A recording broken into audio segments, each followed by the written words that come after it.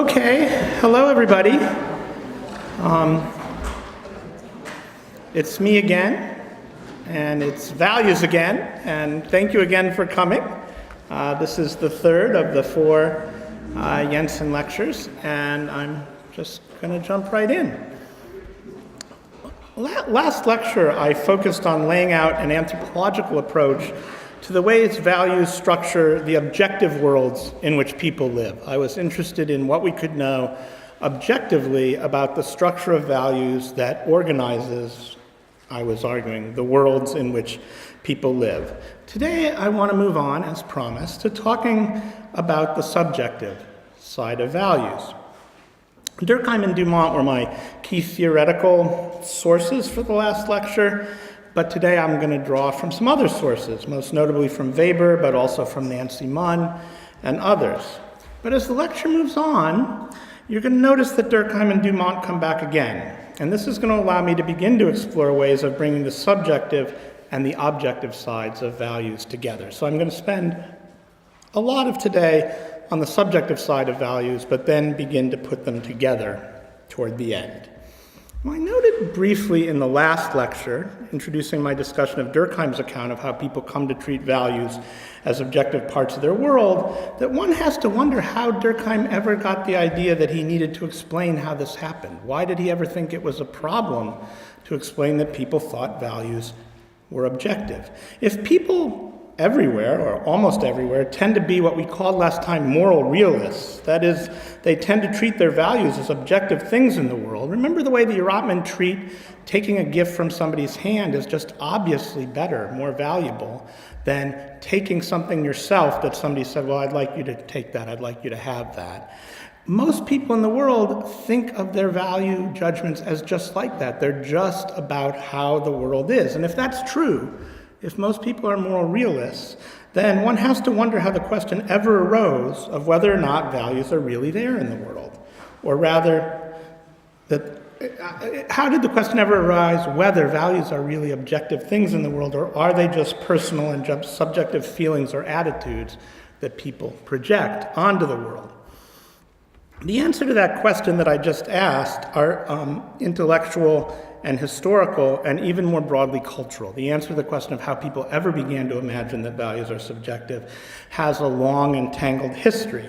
And I'm only going to very quickly sketch one answer here by hinting at an absurdly brief historical account. I'd be happy to flesh this out in questions, but I just want to give you one genealogy, at least, of how moderns came to think of values as primarily subjective rather than objective.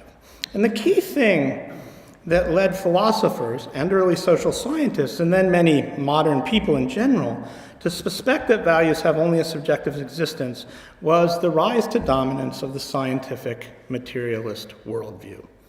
Okay, this is an incredibly short history, so here it comes, right? So I'm saying that as the sort of scientific materialist worldview came into dominance, values suddenly became subjective.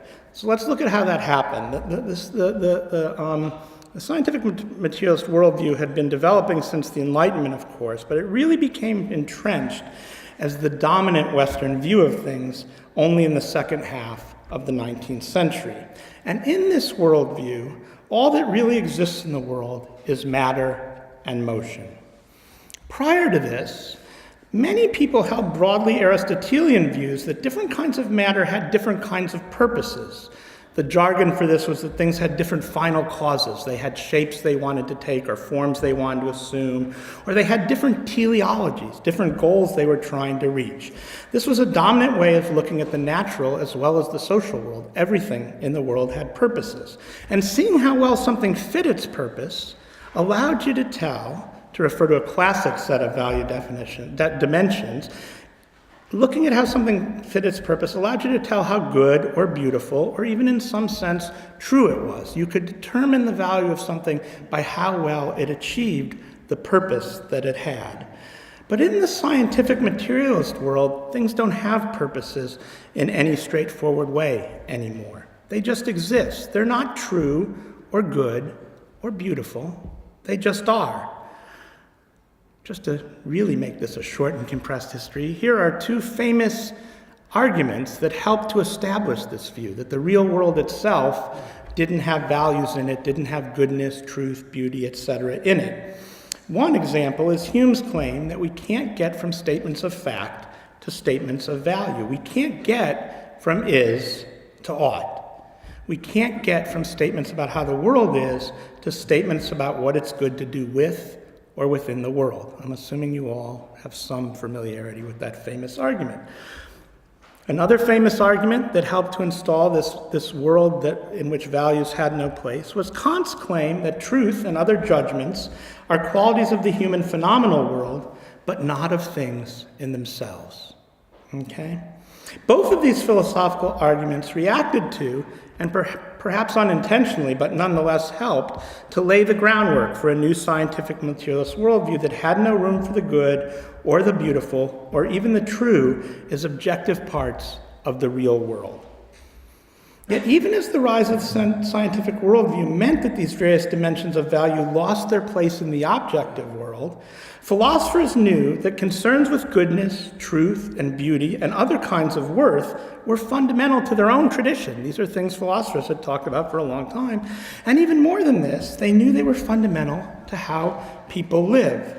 So they were left with the problem. And the problem was, how do you locate these phenomena, goodness, truth, beauty, other kinds of value, in the world and account for their grip on human life?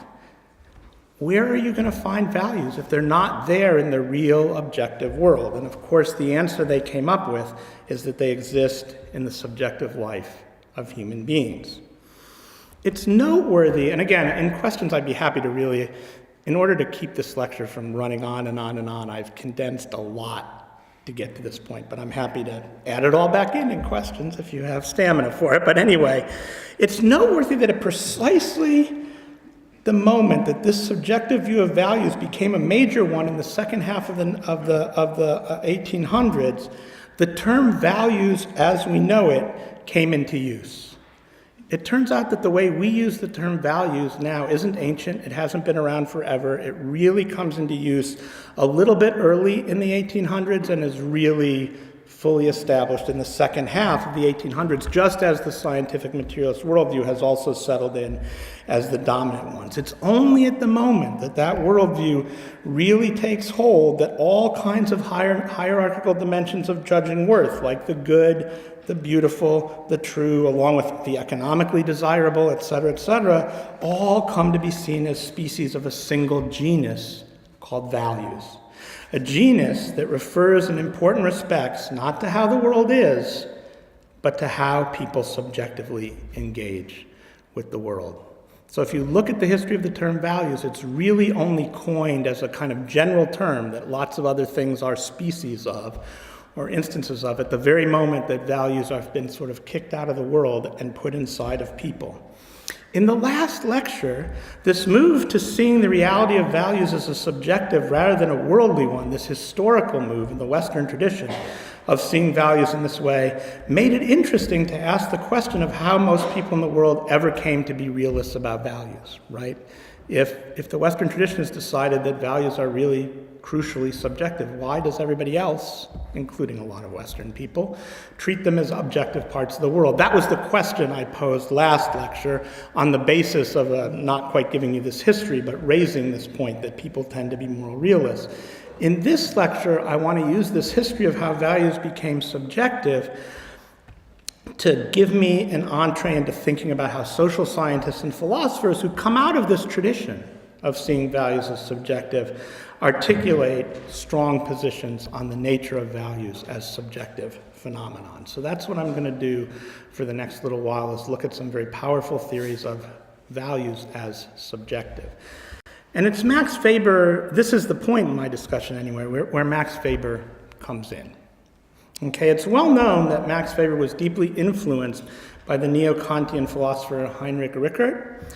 And this turns out to be really lucky for us, because it's also really well known, and if you've wrestled with him on this, you know it yourself, that Weber's comments on values are scattered and fragmentary. They're kind of thrilling. They're some of the moments where he writes with the most passion, but not with the most clarity.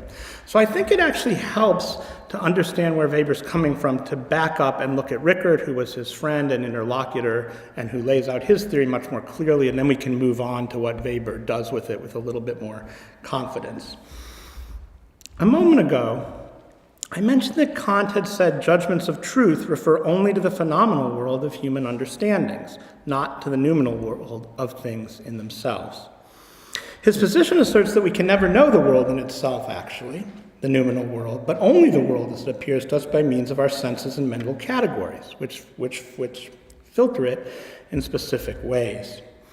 Rickert developed a distinctive version of this argument that was fundamental for Weber, and that in various versions, I think, has found its way into all kinds of anthropological thought, including Lévi-Strauss's structuralism, who's not generally seen in this tradition, but Rickert famously said, you're a Kantian without the transcendental subject. He said that about Lévi-Strauss once, and Lévi-Strauss apparently said, yeah, that must be right. He didn't seem very excited, but he also didn't push him off. But anyway, this view that I think Rickert develops gets into Weber and then gets into anthropology in all kinds of ways, including Lévi-Strauss and Geertz and things like that.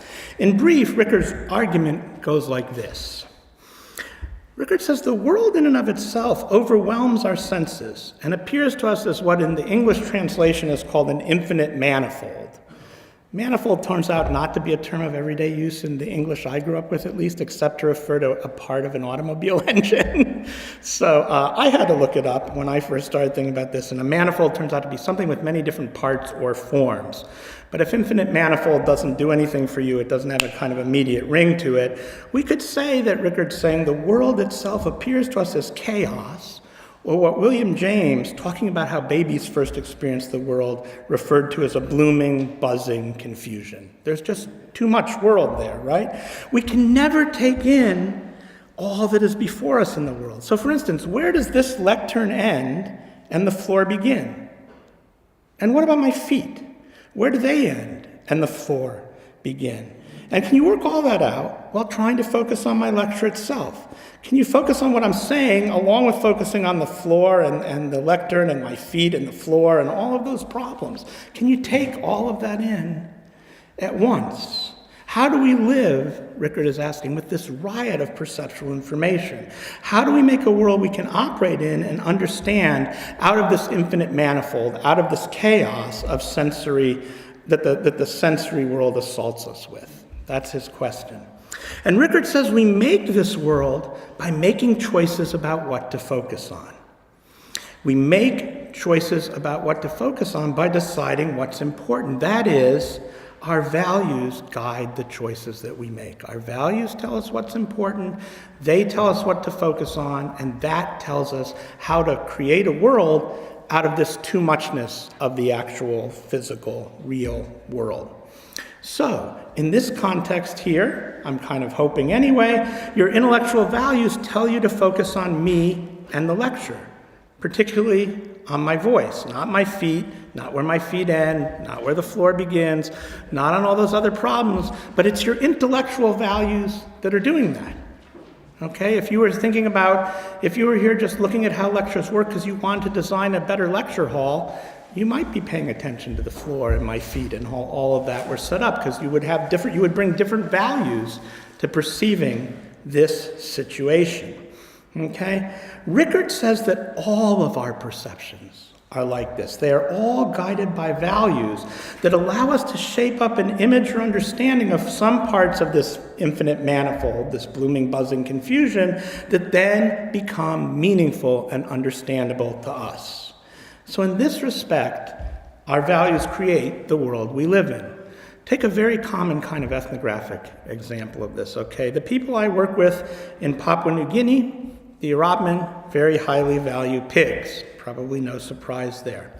So it might also not surprise you that they have many different names for pigs that refer to the patterning of color on their bodies, that refer to the amount of black and white in their coloration, that refer to their size, their sex, and everything else. They do have a general word for pig, but nobody ever uses that to refer to a particular pig. They have about 20 different names for pigs based on, it's like the Newer with their cattle. Everybody's read the Newer, right? Yeah, okay, so you all know about that.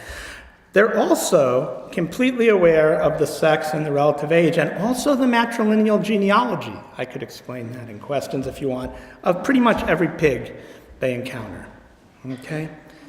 Valuing pigs the way at least I do, or people in the world I come from do, which is somewhat, but not nearly as much as the Eurotmen, I can pick them out from other animals. I usually can spot a pig and know it's not a dog and know it's not a cat. Okay, but they all look kind of alike to me. Okay, I don't really focus on ways of differentiating them or their kinship history or any of that. I can't at any distance tell what sex they are. So valuing pigs the way they do, the Eurotmans see pigs in much richer detail than I do. Our values create the pig part of the world one way. Our values, my values, your values create the pig part of the world one way, and the Eurotmans create it in a very different way. But in both cases, this is Rickard's point, it is our values that give the pigs that exist in our world the shape that they have. Okay, you can understand how I see pigs by knowing how I value pigs, and the same thing for the Eurotman. For our purposes, for the purposes of today's lecture, it's important to add one more point.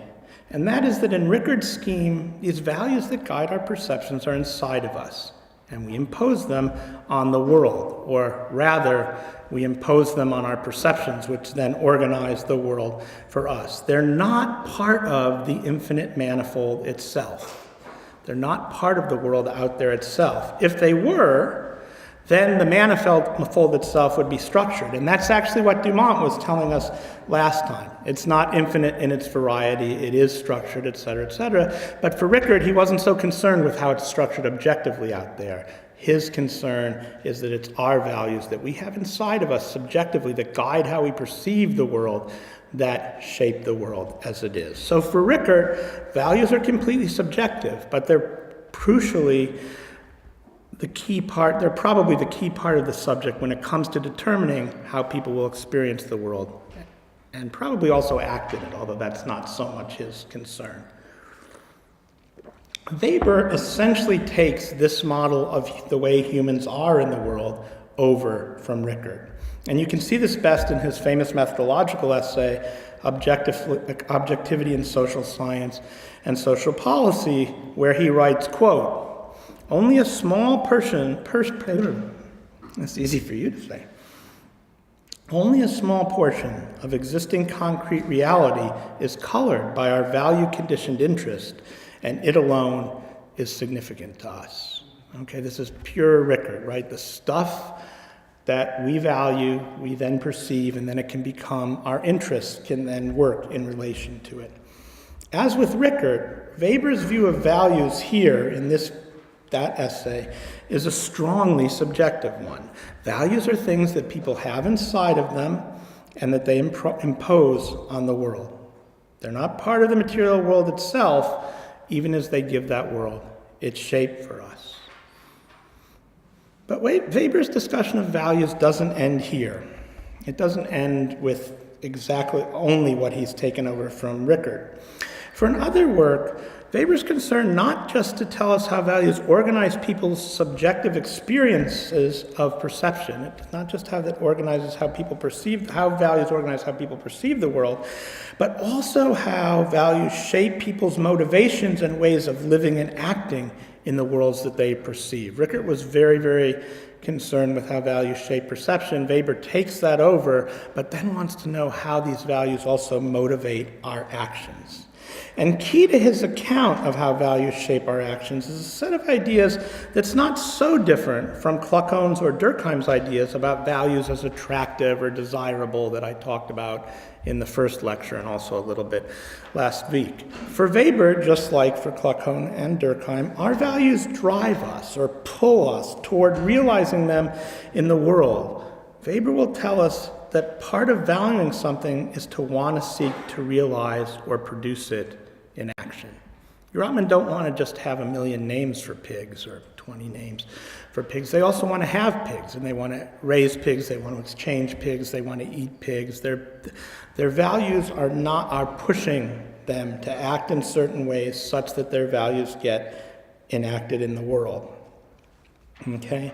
But we can see Weber is adding something else to this basic account of desirability we developed so far through his key idea of rationalization, and particularly through his famous category of value-rational action. Okay? You'll recall in the last lecture that I drew from Dumont the idea that lower-ranked values are subject to what I called restricted elaboration, and they only get elaborated very much on lower-ranked spheres. That was the argument I spent a lot of time on last week. I think Dumont's point can help us understand what Weber wants to capture with the notion of value rationality. And that is that our values compel us to try to elaborate them as fully as we can, to push for fuller and fuller realization of our values in action. And this kind of push, the kind of push values give people to realize them in action, is something we can see ethnographically in a couple of different ways. So I just want to talk about a few of these ways for a moment. The first one that I'll talk about is actually quite in keeping with this Dumontian framework that I just mentioned. Okay? Because values can lead people to try to take values that they hold very, very strongly, but that are really only relevant in lower-ranked spheres, and realize them in higher-ranked ones. That's one way people can try to rationalize or fully elaborate their values. So we talked about equality last time. Sometimes, quite often in political life, people try to take the lower-ranked value of equality and elaborate it beyond the level of the family to push for equality of income on the political or the economic level. Or, take something close to my own heart, and probably yours, academics might try to fully elaborate intellectual values beyond the level of science or the academy or wherever you think they're most at home, and push them into higher ranked levels of politics and economics. We might think, well, if only intellectuals were running things, they would work better. You never know. Anyway, those who tend to push for full elaboration of values other than those that are highest ranked in the society they live in often find that frustration and sometimes failure are their rewards for their efforts. But their continued attempt to try to elaborate their values more and more fully throughout social life is a good indication of what Weber sees as the force of value rationality as a motivation for action in people's lives. So that's one place we see people trying to fully realize, to fully elaborate, to rationalize their values in action. But there are also other less dramatic ways in which people elaborate their values in action as well. Okay, one, and perhaps the most common and therefore the most invisible, is simply when people realize the right value at the right level, something that amounts to acting appropriately in the situation one is in. I'm inclined to see this as pretty common, and to link even pretty humble actions to people's values. I actually don't know how this works in Germany, but in the United States, where I've lived most of my life, and in England, where I live now, queuing up, standing in line, is a very normal practice, right? But it is it's linked to very high values, and we know this because when somebody, I'm going to use the English expression, when somebody cuts in line, or in Britain they say jumps the queue, or I don't know what the German equivalent is, you feel an incredible sense of outrage. Yes? Yeah. And part of that is that even our humble everyday actions, like standing in line, are linked to quite high values we hold about fairness, equality, justice, right? I mean, that's why it's so insulting, or it's such an injury when people ignore the rules about lining up. And also, you're doing it right now. I mean, sitting quietly in a lecture hall while somebody talks on and on is part of realizing intellectual values, right? This is a very common everyday way of rationally realizing your intellectual values. So in some sense, I call even what I think of what people call manners or norms or basic social rules as also realizations and elaborations of values in everyday life. That's a contentious position. One position is that there are these rules in life that are called norms, and they're not really values. They're things we're just kind of forced to do so as not to be punished in our society. But I kind of think all of them get linked up to values. So even just going through everyday life in an appropriate way, I think, is a way that people elaborate their values in action.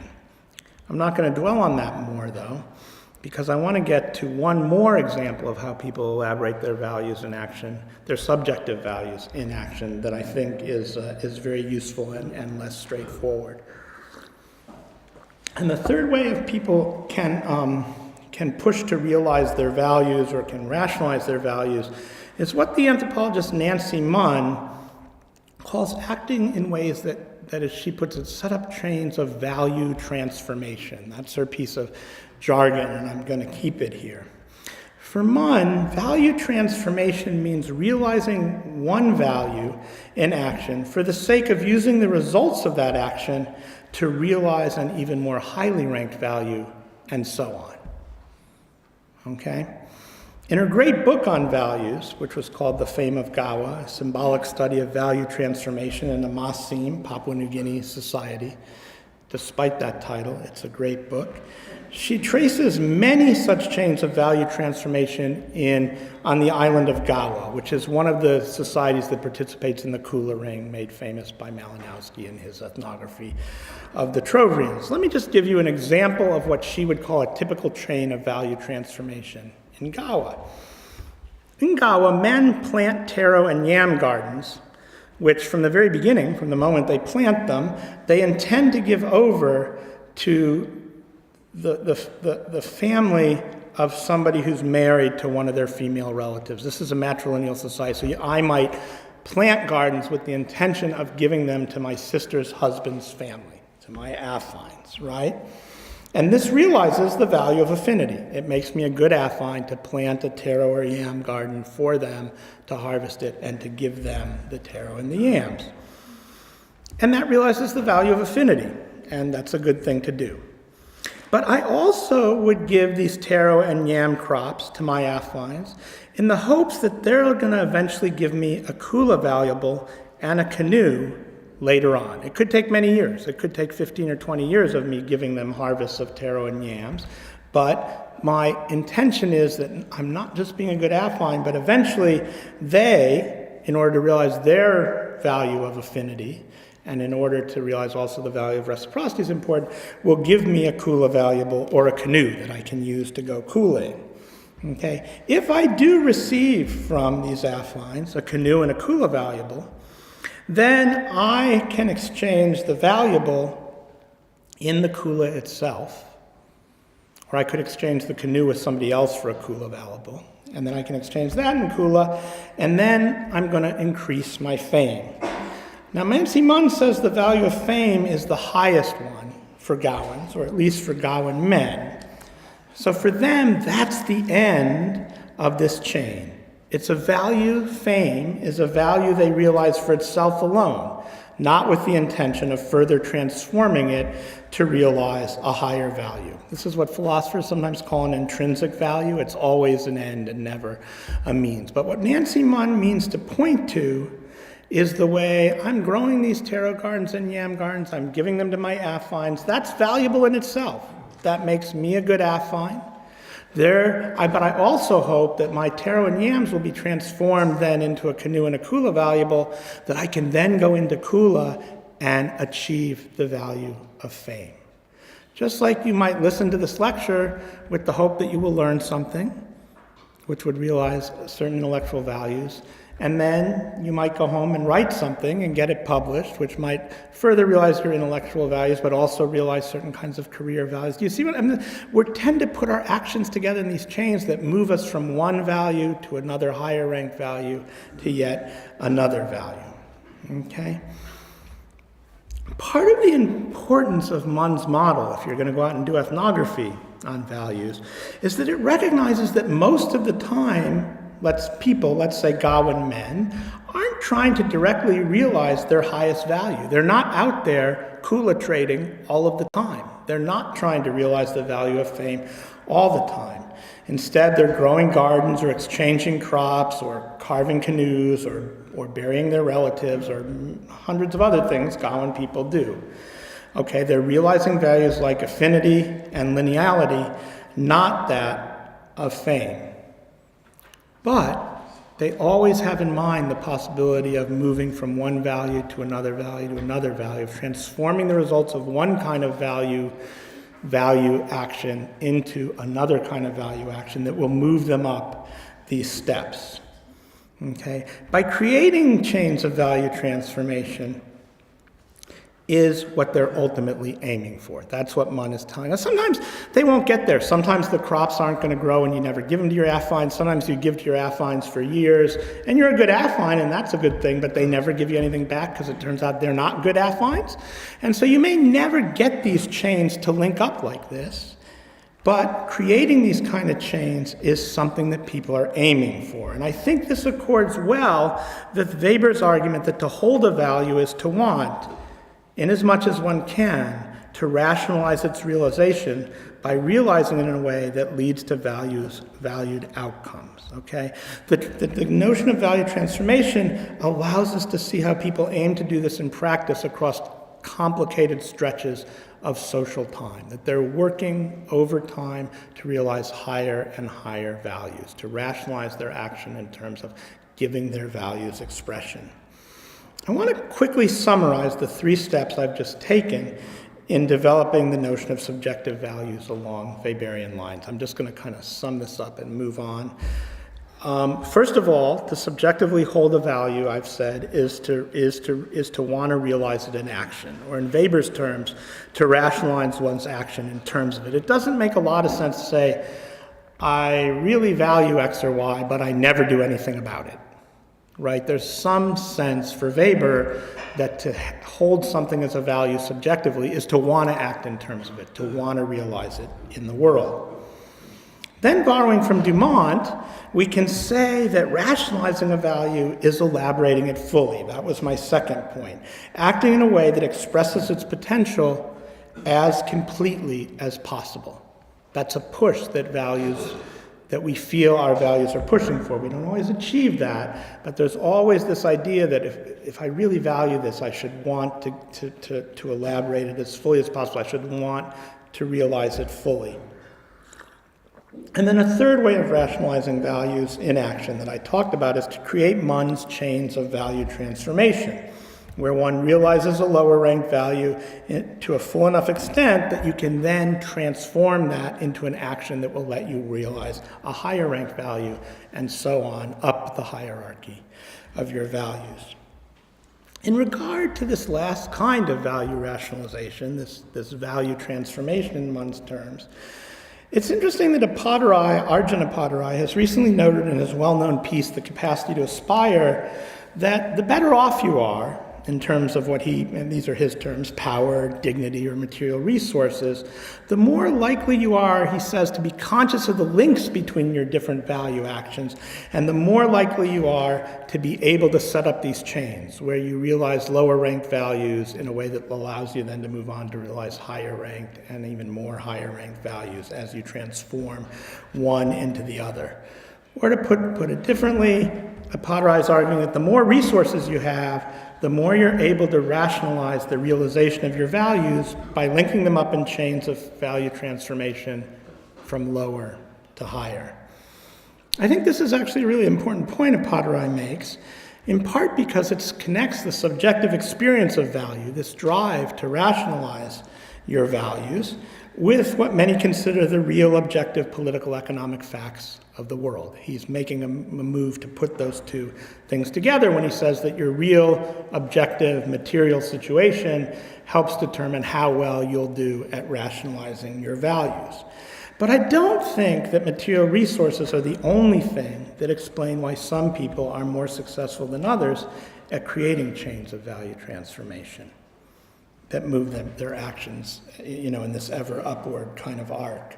I think there's also a story to tell here about the different ways values can be objectively structured in relation to one another. Now, I'm making a little bit of a shift here, so let me make it clear. The issue of how values are structured in relation to one another was, of course, the subject of the last lecture. And I'm now going to go back to the discussion of the structure of objective values to explain what I mean when I say that the ways values are structured in any given ideology affects people's abilities to rationally elaborate and enchain their values in practice.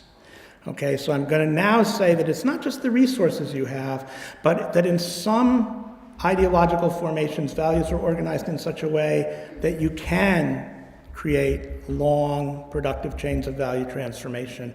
And in some ideological formations, they're not. That's where I'm headed. And finally, I'm then going to want to show that a complete picture of the relationship between the subjective and the objective faces of value that I'm laying out today, or to complete that picture, I'm going to try to show how people experience these objective structures as different ways of relating to values. I know that's not completely clear, but I hope that by the time I get there, it will be. Sorry for that slightly mangled transition. Going back then to Dumont, you may have noticed that I did not last week mention that Dumont calls Indian society holist and Western society individualist. I didn't say that. But of course, if you've read or even just heard about any of Dumont's work, you probably already know that he says this. These are the most famous things he said. I'm not today interested in the ethnographic truth of Dumont's claims about holism in India and individualism in the West. That is, I'm not concerned with whether he got India right, or the West right, or Germany right. I'm not. What I'm interested in instead is the theoretical importance of Dumont's assertion that societies at least sometimes have what he calls a paramount value, like the social whole in India, he claims, or the individual in the West, he claims. A paramount value is a value that's above all others and that exhaustively structures the entire ideology of a society. What does it mean theoretically for Dumont to claim this? From this theoretical point of view, if you believe there are such things as paramount values that exhaustively structure all the relations between other values, it will always be clear to people which value is the highest in the ideology as a whole, and it will also be, and the ranks of all the other values in the ideology will also be clear. That also means that the ranks of all the levels in the ideology will be clear.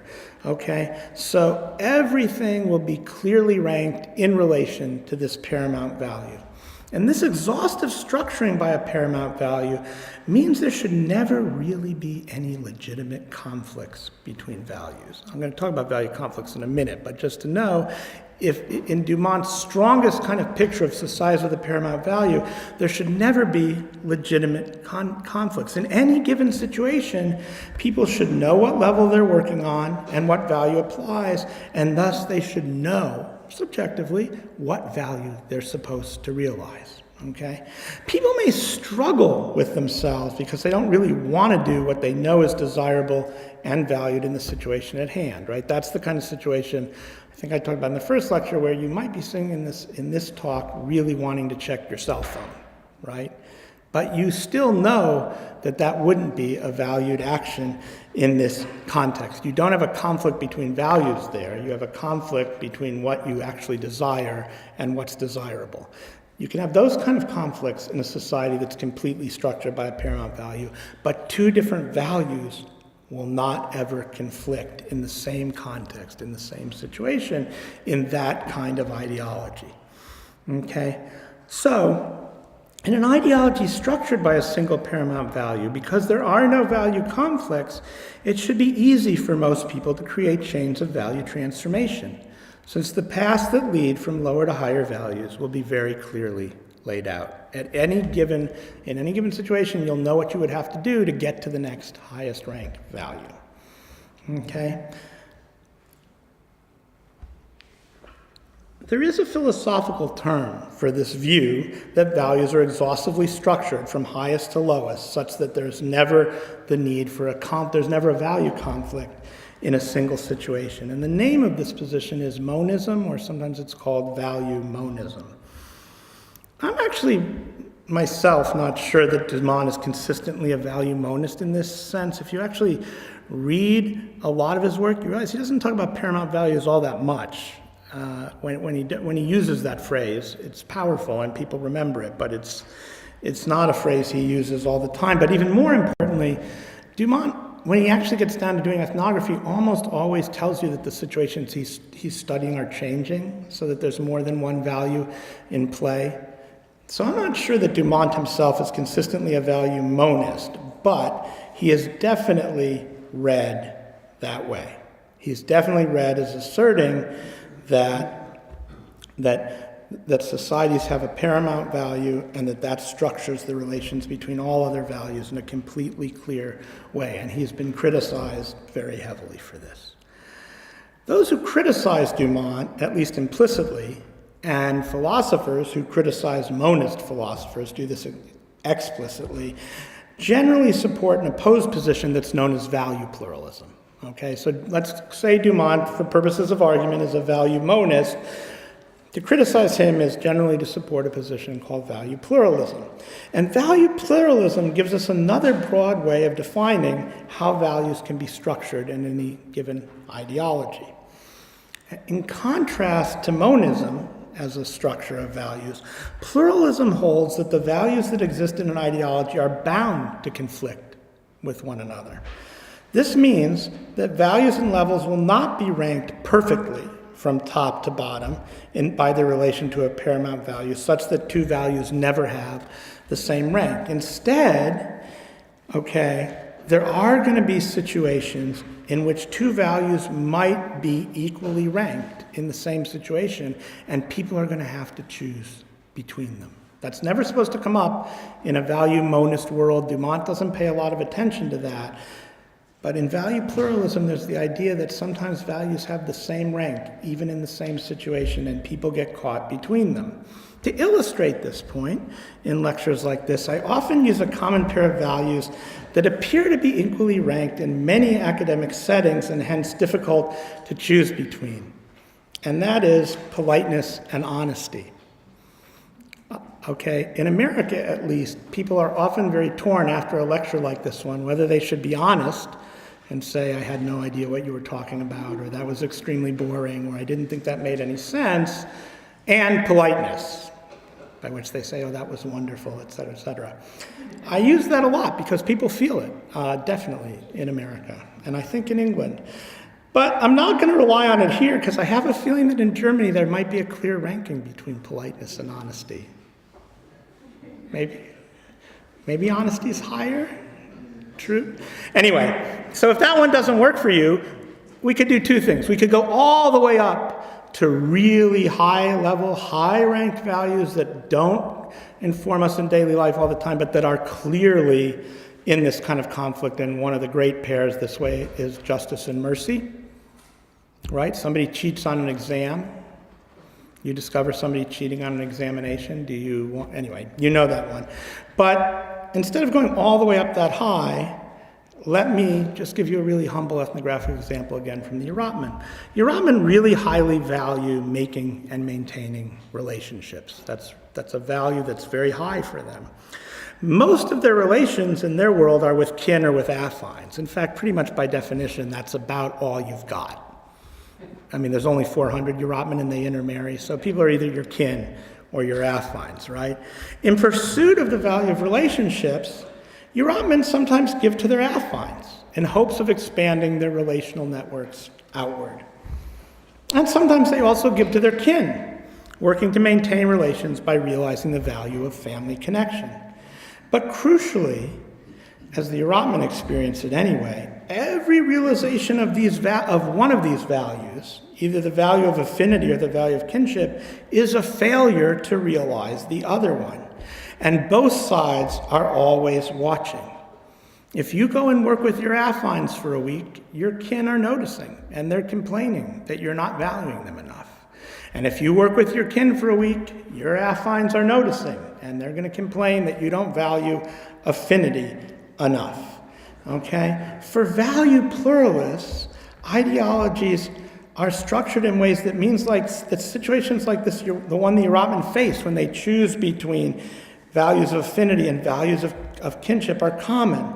There are going to be many situations, pluralists tell us, that arise in which to realize one value you rank very highly, you're going to have to give up realizing another value you rank just as highly. If one were even just a little higher than the other, you'd feel comfortable just realizing that one, but they have the same rank and you're caught between them. Okay? Often in colloquial English, I don't know if this works in German, but we call situations where people feel like this, that they're being pulled in different directions, right? You're being pulled in two different directions, and your experience is that when you clearly choose to maximize a value you care a lot about, or rationalize a value you care a lot about, you feel regret about the one that you haven't been able to realize. Isaiah Berlin, who's one of the key value pluralists, and someday I think I'll talk about next lecture, but not in such a ponderous way as today. Anyway, Isaiah Berlin calls the kind of choices one makes in relation to these conflicts between equally ranked values tragic choices. Okay? They're tragic because no matter which value you choose to realize, something valuable will be lost. It's not that you choose to do the right thing and not the wrong thing. It's not that you choose to pursue the good thing and not the bad thing. There are two different good things, and you can only pursue one of them. So whichever one you pursue, you're losing out on something else good. Okay, so that, Isaiah Berlin says, is a tragic choice. Okay. Another difficult feature of life in pluralist ideologies is that it can be very hard to create chains of value transformation that reach ever higher levels. And this is true even if, pace apoderi, you do have quite a lot of resources. Because giving to your kin in Robbins simply cannot be transformed into any straightforward way into also realizing the value of affinity.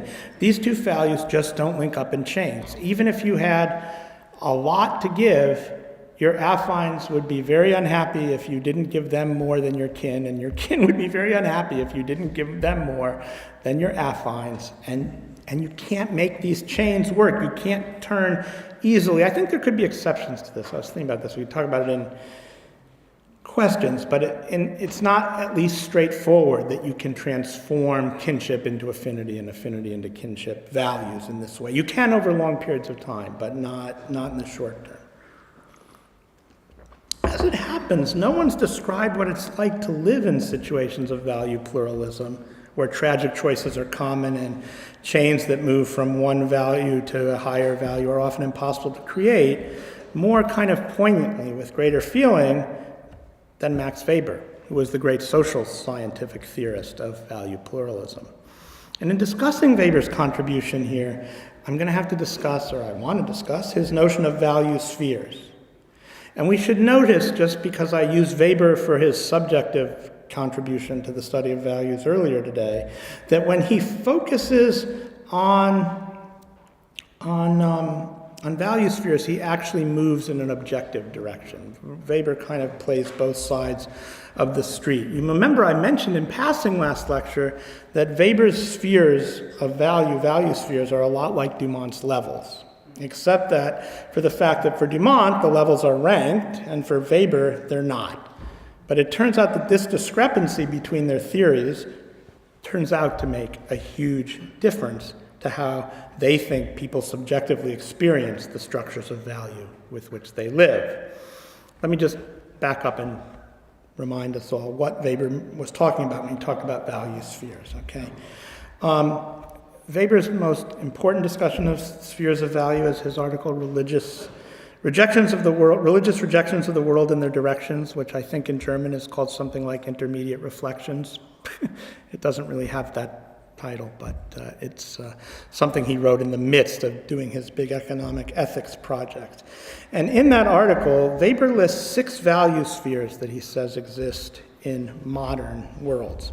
And these are the religious sphere, the economic sphere, the political sphere, the aesthetic sphere, the erotic sphere, and the intellectual sphere. Weber says that each of these spheres is organized by its own values, and it's these organizing values that conflict between spheres, such that the market value of making a profit, for example, tends not to honor aesthetic values of producing beauty. It's just not after realizing those values. In fact, the market values don't even really realize erotic values of maximizing pleasures, except those that can be sold. That's not, they might realize some pleasures along the way, but only in order to maximize economic gain thereby. Okay. Drawing on his subjective theory of value rationalization, Weber also holds that each sphere pushes those who enter into it to maximize or rationalize its own values and disregard those of other spheres, right?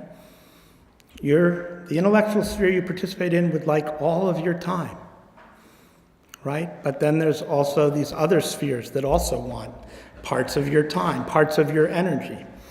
In such a pluralist ideology, Weber goes on, each person has to juggle the demands of all the spheres that surround them. And since no clear hierarchy tells them which one to prioritize, they're just going to have to choose for themselves and live with their regrets. They're going to have to make those kind of tragic choices, just like the Erotmen who choose to garden for a season with their affines and then have to face the unhappiness of their kin. Weber famously summarized his pluralist position by saying that, quote, the various spheres of the world stand in irreconcilable conflict with each other. That's a quote. And then he went on to call the conflicting values that organize each of these spheres warring gods. And he, in part, I think, meant gods here in the sense we're familiar with from classical literature, where the gods conflict with each other and human beings get pushed around as a byproduct of that. We feel ourselves pushed and pulled in lots of different directions because these gods are fighting above our heads. We're a long way here from Dumont's monist model, in which the levels or spheres are ranked, conflicts between levels are prevented, and in any given situation, people will know with certainty which value they should focus on realizing. So just hold for a moment how different those images are. I hope to have conveyed, without actually directly arguing for it yet, that monists and pluralists aren't just describing two very different pictures of how values can be organized in relation to each other, they're also presenting two very different views of what human experience is like.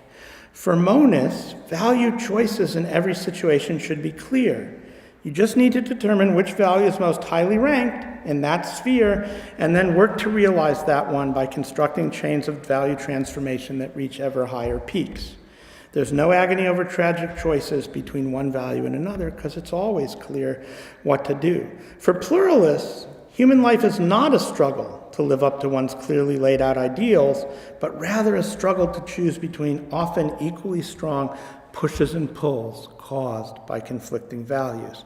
I think in pluralist societies, and certainly Weber represents them this way, there's a greater sense in drama in life, maybe even something like individual freedom that's more than just the freedom either to choose to do what's most valuable or to choose to fail at that. There's greater moment than just deciding, well, will I be good today? You have to decide how to be good, okay? You have to decide what's most important, what's most valuable for yourself. I think it's also probably much harder to feel successful in the struggle to live by one's values in a pluralist world. It's easier to feel like one has done what is right or good or beautiful in a monist world than a pluralist one, where you're always failing in regard to one value or another, no matter how much of some other value you are actually succeeding in realizing. Life in a pluralist world, then, doesn't always have the satisfactions that comes with feeling that one has made clearly correct decisions. So what does this debate between monists and pluralists do for us, not only as anthropological theorists, but also as ethnographers? I would suggest that this largely philosophical debate, but a debate that we can enter through Dumont, who I think gives one of the strongest monist-looking kind of theories, sets up an important question for us. Ethnographically, do we find that real ideologies or cultures in the world are monist, or do we find that they're pluralist? What's going on in the real worlds that we study? And do these different organizations of values in fact shape people's experience of them along the expected lines? These questions aren't really settled yet because not enough ethnographic material has been analyzed in these terms. But I would suggest that we can start to move beyond this situation of not having quite enough ethnography with the hypothesis, and this is what I've been sort of driving toward here, so I'll take a drink of water for emphasis and also not to cough. I think we can start to develop, coughed anyway, I think we can start to develop an ethnographic approach to these issues with the hypothesis that all cultures or ideologies are marked by tendencies that push them in holist or pluralist directions, but that actual social life consists in part of a struggle between these two orientations. That is, rather than going out and saying, well, are most of the cultures we find pluralist or are most of them monist, maybe we can see monism and pluralism as tensions that are in struggle in most societies. And we can ask how it is that societies get pushed toward one end or another of a kind of continuum between pure monism, pure pluralism, and mixed forms. Okay? That is, we might start to study cultures for the distinctive mixes of monism and pluralism they display. So very quickly in conclusion, let me just give you an example of what this would look like ethnographically by peeking in at one of the more important ethnographically informed debates going on at the moment, just to give you a sense of what I mean. This will take me 2 or 3 minutes and I'll be done.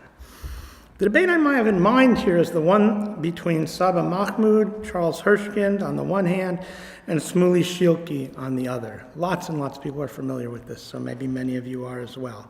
Let me sketch the disagreement really quickly here. Or more precisely, it's Shilky's disagreement with the earlier work of Mahmoud and Hirschkind. I'm not sure they've ever really answered him, and of course, sadly, Saba passed away recently. Shilky studies young Egyptian men who are sometimes involved in what's called reformist or Salafi Islam, or what Saba Mahmoud called the pietist movement. Okay, so he's studying young Egyptian men. Mahmoud and Hirschkind's well-known accounts of these same piety movements in Egypt tend to present them as very monist, or at least Mahmoud and Hirschkind are read as doing this, because in their accounts, piety is clearly the highest ranking value for the people they study. Okay, and all the other values are arranged neatly beneath it, and people work very hard, this is what their ethnographies are about, to train themselves to live in terms of this value hierarchy and experience their lives as clearly set in terms of their purposes. They train themselves to always keep piety at the very top of their value hierarchy. It's a very monist picture that they give. Shilky uses his ethnography to criticize this monist picture of pious Egyptians. He shows that for the young men he studies, this monist picture just doesn't work, although they are pious. Okay, he argues that both from the socialist past in Egypt and also from various media that they have access to, these men hold values of worldly success and romantic love along with those of piety. Okay, so minimally they've got piety, romantic love, and worldly success as 3 different values. And then he says from their surrounding kind of social world, they also have values of honoring family expectations, marrying according to one's family's wishes, and maintaining generally good social connections. So they've got a whole bunch of values that are competing for attention, and these values conflict with each other, as well as with piety. In good pluralist fashion, their relative ranks aren't clear. You know, it's not clear whether marrying for love or marrying according to your parents' wishes, which of these, we saw a film about this a few days ago, but which of these is the higher ranked value, and then how you relate all of that to piety. There's a lot of different values demanding the attention of these young men, and their hierarchy isn't very clear. Shilky provides a really rich ethnography detailing how these men move in and out of trying to realize each one of these values at different times, but he also demonstrates that they have trouble making them work together such that they link up in chains of value transformation, and the young men don't feel themselves making these kind of tragic choices all the time in their lives. In fact, Shilky tells us many of these men find this life so full of kind of tragic failure that they end up wanting to migrate. Partially, he tells us migration is about realizing the value of worldly success, but reading him one senses that maybe people also imagine that if they left the situation they're in, they could also leave behind this world of pluralist value conflicts, that they might be able to live a different kind of life in relation to value. Schilke's clear that he wants to demonstrate the radical value pluralism which young Egyptian men he studies live. And this helps him make his case against those who argue that Egyptian Salafi Muslims treat piety as their paramount value. But, and this point is really critical for my overall argument about monism and pluralism themselves being in struggle in every society, Schilke also does acknowledge that Salafi Islam offers these Egyptian men a monist picture of the world. He tells us that their Islam does push them toward imagining that by embracing piety as their paramount value, they could achieve, quoting from him, happiness and hope, living where they are rather than migrating, and that if they could choose piety as their paramount value, the ranks of everything else would become clear, and they could live a life without all of this experience of value conflict. Even in Schilke's account, then, which is really focused on what I would call the value pluralism of the lives of these young Egyptian men, Salafism emerges as a force for monism in Egypt, just not a wholly successful one in the setting that Schilke studies, which despite strong religious pull in a value monist direction, clearly remains radically pluralist. So there are monist tendencies there. There is a religious discourse that really pushes for monism. You might be able to argue that religions are often the site of the most fully elaborated monisms. That's a generalization I wouldn't stick to forever, but Dumont often put religion at the very top. And certainly in Schilke's case, it's a very strong force for monism. It's just that it hasn't completely triumphed over the pluralist pull of these other values. This is an interesting example of the kinds of social and cultural pressures that can push a culture more toward one or the other end of what we might see ethnographically as a monist and pluralist continuum. There might be places where there's less of a drive for monism. There might be places where monism, in fact, quite possibly in the urban settings that Hirschkin and Mahmoud study, where the monist position has really won out. Schilke, this debate, I think, also shows us how an analysis in terms of both the objective structure of values and people's subjective experiences of them can help us explain why we find both situations of struggle and contest in social life. Sometimes it feels like you can divide all of ethnography between people who represent a kind of what they take to be a fairly settled form of social life and explore its structures, and other kinds of ethnography which are really focused on conflict and struggle. It may really be that we're responding to situations in which values are organized differently, although often we bring our theoretical preoccupations to that also. Okay. More generally, I would argue that working in terms of the idea of an ethnographically identifiable continuum between situations in which monism is dominant and those in which pluralism is dominant has the advantage of us allowing us to bring together a keen attention to people's powerful subjective experiences of the pushes and pulls of different values they hold, with a consideration of the objective structures of value with which they live. Thanks.